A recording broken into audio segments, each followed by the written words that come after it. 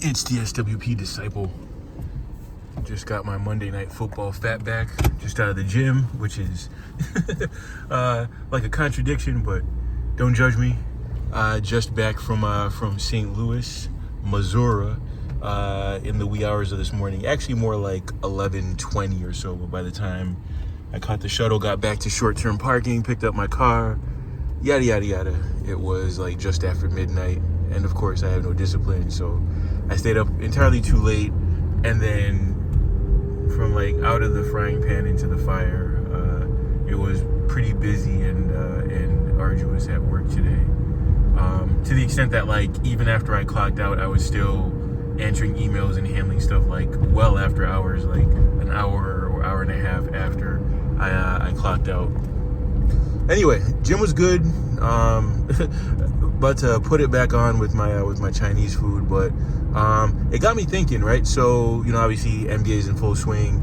NFL is like just past the halfway mark, so it's like my favorite time of year, or one of. I obviously NBA is like my main thing, and you know, football close second, and tennis depending on what time of year you ask me. But of course, the big four are just about done in tennis. Only Djokovic left. But it got me thinking. So Jokic is kind of like tearing up the league. So is SGA, along with Luka and Giannis on the low. So 4 foreigners, which is like what's happened to my beloved NBA? Like no great American players, right? I mean, there are great American players, but like not great with a capital G. And Tatum on the low is like the best American player. It might even be Austin Reeves right now, which is crazy, where we have the imminent return of LeBron James, who, you know, he's kind of like, he and Curry are like on the shelf, and Durant, because they're like older, so it almost doesn't count what they're doing right now. Even though they're all three are playing at a high level, we kind of don't really count them because none of them are in their prime anymore. So it legit might be Austin Reeves or Jason Tatum, whose prime, you know, he's in his prime right now. You know, injury notwithstanding, we hope he comes back and picks up where he left off, or, you know, hopefully he gets even a little better. But, you know, the history of Achilles surgeries is that's not the case. You know, at best we can hope that he'll kind of pick up where he left off, but that's not what this is about. It's about relativity. So like not like theory of relativity like, you know, Albert Einstein, but relativity like in regular like life, where things are relative, right? So, you know, you might have like 3 consecutive golds, but you might have won gold with like a, you know, running like a 9.85 or a 9.9, whereas you know Justin Gatlin or Tyson Gay, you know, they might have come, you know, got a silver or bronze with like a 9.82 or something like that, but they just happened to be running, you know, against the greatest sprinter of all time. So it got me thinking. This might be a reach, but I'll see how I can relate it to real life. And I guess I'll just go this way. I'm just extending my drive into East Long Meadow just for the sake of the video. We're about to pass by People's, which just hit me with my bonus. You know how you open those bank accounts and you deposit $1,500 within like 90 days? Of course, I did it within like 2-3 weeks. And they hit me immediately. Usually, like, banks like Wells Fargo, they'll wait like the full 60-day gestation period to give you like whatever the bonus is. They hit me with the $350 today. And I'm like, nice. So it'll be like a triple payday week. But anyway, I was calling customer service about like something else kinda, and then they're like, yeah, your bonus hit today. I'm like, sweet. But anyway, so Jokic, you know, so some people feel like he got cheated out of the MVP that year with Embiid. Embiid was on a heater, but though I think Jokic should have won. I think the issue there, though, the league has kind of grown beyond counting numbers, like, you know, points, rebounds, assists, blocks, steals, and we're more about analytics, which is where Jokic shines. That one year where Embiid won, it's because I think he only averaged like 24 points. Like, he just didn't take enough shots. Yep, there's People's Bank right there. Thank you very much.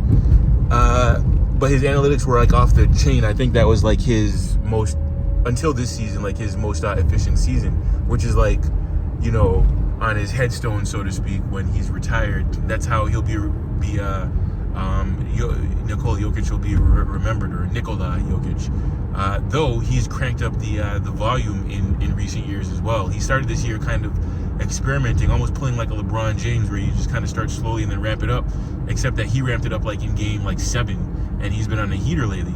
And then you look at his numbers, and they're like when you prorate them and adjust them for pace and everything, it's like beyond Wilt. It's like peak efficiency, like 2016 Steph Curry efficiency, actually a touch above that, but with like crazy volume.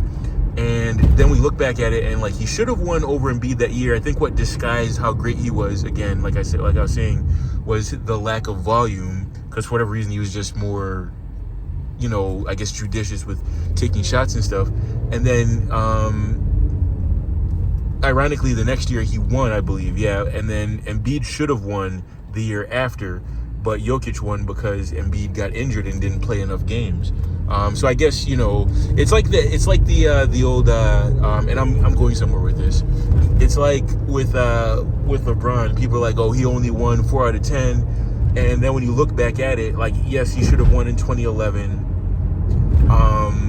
And let me see, what else did he lose that he should have won? I mean, basically when you count them off, he should have won 4, but like a different 4. So he should have lost in 2011. Oh yeah, and he should have won in 2015, though that wasn't his fault. Like, he was down his second and third best player. Like, Kyrie was injured, and Kevin Love was injured, where what's his face, like, damn near pulled his arm out of socket. But then he should have lost in 2013. That was like a fluky win against San Antonio, with the Ray Allen shot.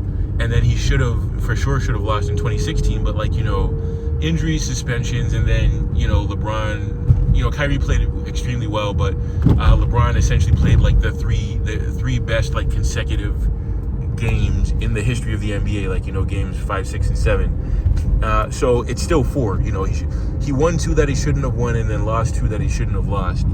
So either way you slice it, it's 4 titles. But what I'm looking at with Jokic, so we can kind of flip 2023 and then 24. But then last year, I know that SGA won 68 games. Jokic probably should have won just because his numbers were so dominant, and it might happen again this year where he has the best numbers. I mean, SGA is, I won't say like right behind him, but like maybe like a step behind in terms of numbers. So like usually when you're that close, it goes to the winning team. But this year, they both have kind of had soft schedules, but OKC's like 11-1, I think. I'm just doing this by memory, and then Denver, I think, is 10-2. So it may turn out that both teams are going to be like pushing like 70 wins this season, and it'll be interesting to see who they give it to. But my point is that Jokic is probably left about like 2 MVPs on the table. I guess you could kind of flip that one that he won the next year, because Embiid was incredible. But you know what? No, I wouldn't even do that, because Embiid only played like half the season, so he wouldn't have qualified anyway. You have to play 65 games. So yeah, it makes me think about Jordan's prime, and again, I'm going somewhere with this on the back end. I'll quick that part up, but the setup actually means more than like my literal point at the end. And I think about like LeBron's prime and MJ's prime, where they finished with 4 and 5, whichever order I said it. LeBron won 4 MVPs, and that's part of what they're guarding against, right? The NBA is, in a sense, like, they don't honor history properly in the way that like baseball does, or in hockey. They'll just give you as many MVPs as you deserve, regardless of like whatever up and coming player is. That's why what does Wayne Gretzky have, like 8 or 9 MVPs or something? Like, there's no fatigue there. They'll just give it to you. And the reason why, and just to finish the thought, MJ has 5, LeBron has 4. Kareem still has the record with 6, but he actually could have more. But because of fatigue, Bob McAdoo got 1, Bill Walton got 1. I'm trying to remember who else got 1. Is it Dave Cowens got 1, which is kind of like the equivalent of the 2011 MVP. Almost, it's like a direct equivalent of the 2011 Derrick Rose, where Derrick Rose, they had the most wins, like 62. I think that year Dave Cowens, like the Celtics might have had I might be confusing 1974 and 1976, but one of those years they had 68 wins, and then another year they had something very close, but like the numbers were like nothing compared to Kareem. And people forget Kareem still has the record for like win shares in a season to this day. You know, it's like his third season, I think, in Milwaukee, and his dominance in the 70s is about like the gap between him and the number 2 player is about as large as there's ever been, even compared to MJ's prime, LeBron's prime, and I guess now Jokic's prime. Like as big a gap, and people, because it's so long ago, you know, it's like pre-internet and it's damn near pre-consciousness of everyone, right? Because like his third season would have been like 1972. So to really appreciate it, even if you were say like 10 years old, you know, you'd have to be like 63 years old today to really appreciate it. And that's like at the edge. I don't know too many 10-year-olds that are really consuming any sport on the level where they fully appreciate, you know, dominance and like what's happening. And so my point is like you just don't know what's coming down the pike. So Jokic, they're changing the standards right before our eyes, right? So like the defensive player of the year, it used to be if you led the league in blocks or steals, you were right there and you probably would have won the DPOY. And then they changed the standard and kind of low-key cheated LeBron out of one and whoever else, where they just kind of strictly go by defensive win shares. And now you look back and you can't really appreciate how good someone was defensively because it might have been like the wrong person winning. You know, famously 1988, Jordan won, but he was like number 4 in defensive win shares, which is like our most accurate measure of how good you were, how impactful you were defensively for the season.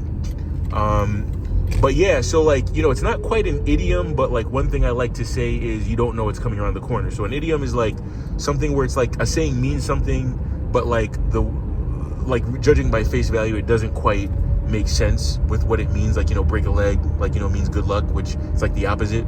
Or, you know, I mean, don't look a gift horse in the mouth. I mean, that kind of makes sense. You know, older horses have worn down teeth and it's like, be grateful for what you get as a gift. Or kick the bucket, you know, that means like, you know, to die, but like, you know, where did that come from? Kicking the bucket, it doesn't quite mean anything relative to what it means. But I always like to say, like, you know, you never know what's coming down the pike, right? So the NHL, like I said, kind of gets it right. Without knowing everything, you know, they gave Wayne Gretzky all those MVPs because, you know, many years later, you know, 40 years later, you have Alex Ovechkin, who's like the all-time goal scorer. And, you know, years from now, someone might look at it and like, yeah, but Ovechkin has the most goals. But nah. If you were around during Gretzky or even Mario Lemieux's prime for that matter, or even guys before like Mike Bossy or going way back like Gordie Howe, I bet you didn't know that I knew hockey a little bit, did you? You know, you kind of had to be there because obviously there's like rule changes and, you know, styles change. You know, in basketball, we have like a philosophy change where there's more spacing. They essentially, like most players, take shots where they can optimally score for better or worse, right? Or like in your best spot, whereas back in the day, there was always a concept of spacing, and there's a bunch of videos, not even just like the very best, like, you know, Ben Taylor, but there's a bunch of guys who have videos on that, on like spacing and taking shots in the optimal spot. Like you can go back and if you really want to get into the granular, like Red Auerbach even had concepts like that, obviously more rudimentary compared to today, but compared to today, guys like Jordan and even fairly recently like Kobe in the 2000s, they more or less just kind of played ball and like, you know, their numbers resulted. Like, you know, they'd be more efficient today. Now, I don't know if they'd be hyper efficient the way that like say a Jokic or like an SGA is, or even to a lesser extent like 2018 James Harden, but they would be at least a touch more efficient.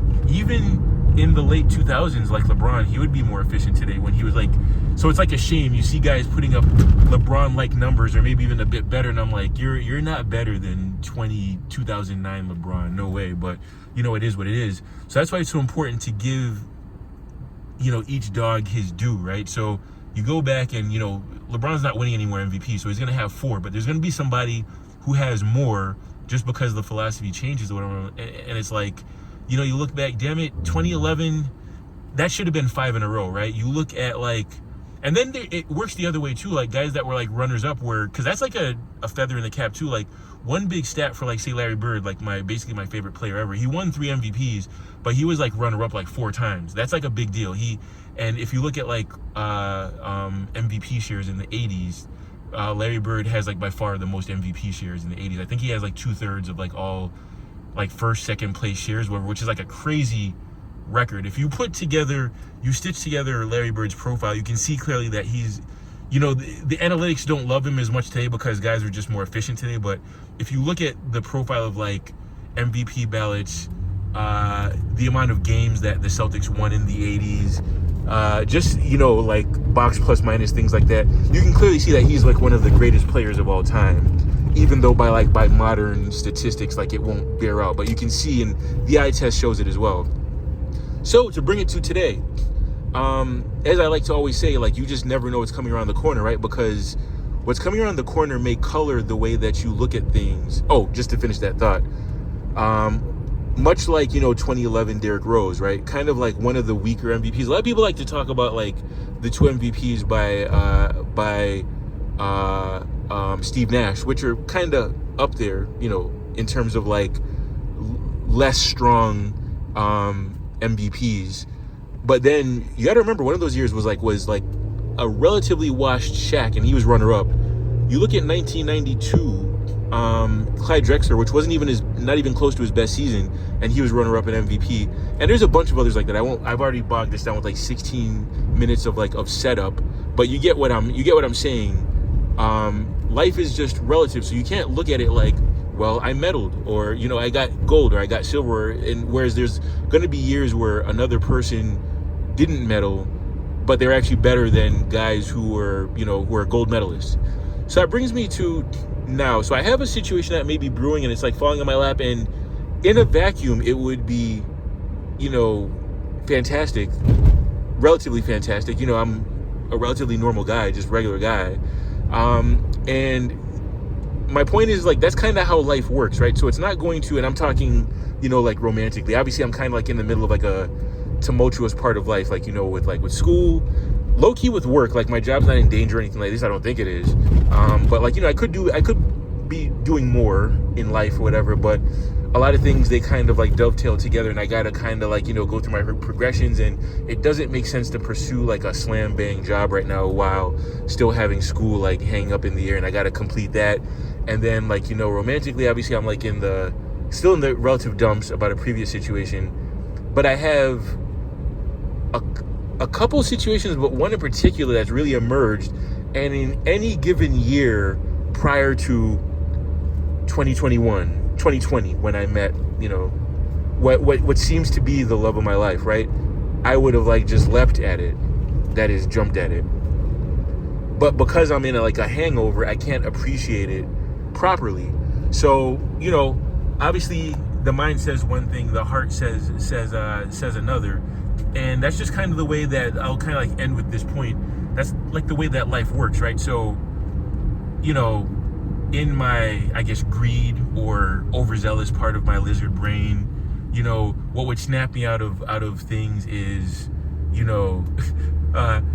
Megan Good in her prime, or Halle Berry in her prime, just, falls in my lap. There's other like less popular, black female leading ladies, whatever that I could name, but the point of this is not to have you go Google whoever that you don't necessarily know until I mention them, whatever. But those 2 names you can appreciate, and like right off the jump, what I'm getting at.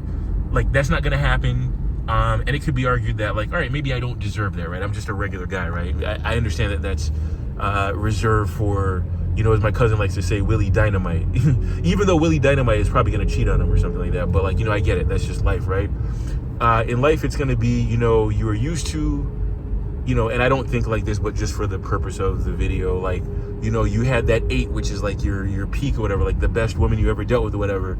And, you're looking for at least that, but, the best thing for you might be like that 7.3 that just kind of, moseyed on right in your crosshairs, but you can't really appreciate her because you're clouded by, thinking of the past and all that sort of thing. And, again, that's not how I look at women. That's not how I think, but it's just for the sake of this video.